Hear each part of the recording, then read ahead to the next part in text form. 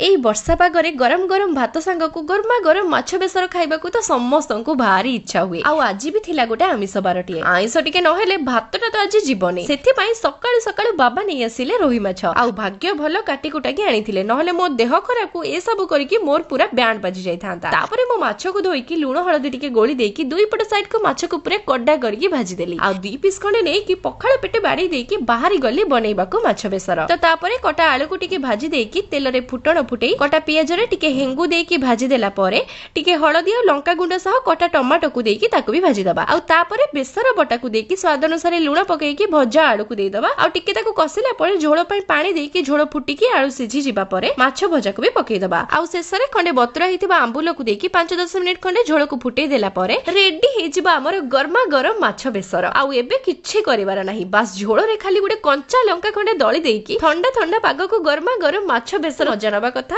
एई वर्षा पागरे गरम गरम भात सांगकु गरमा गरम माछ बेसर खाइबाकु तो समस्तंकु भारी इच्छा हुए। आउ आज भी थिला